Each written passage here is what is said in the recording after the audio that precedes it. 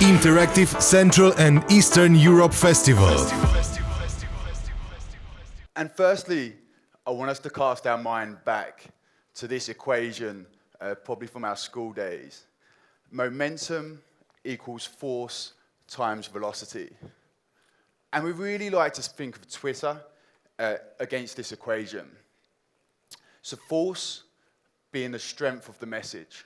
How powerful is the message that we are posting on the platform? And times that by velocity, so the speed and direction that we are pushing that message in, can really give us real momentum.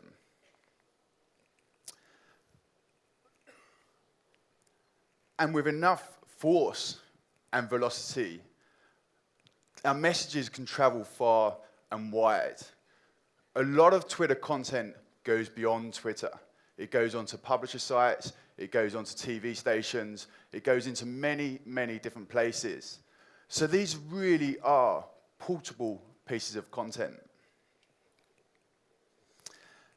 And one example of this was from a recent international friendly between England and Italy. And this guy on the left-hand side of this picture, Ryan Mason, it was his debut for England, the first time that he was playing for his country.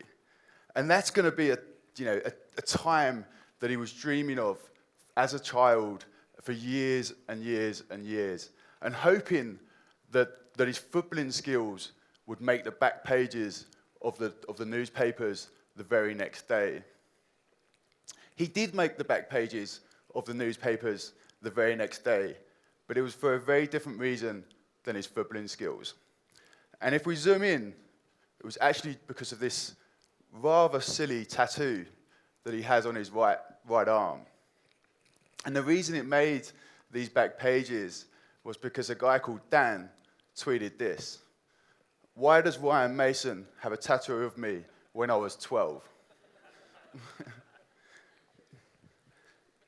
Fantastic piece of content, and it did travel.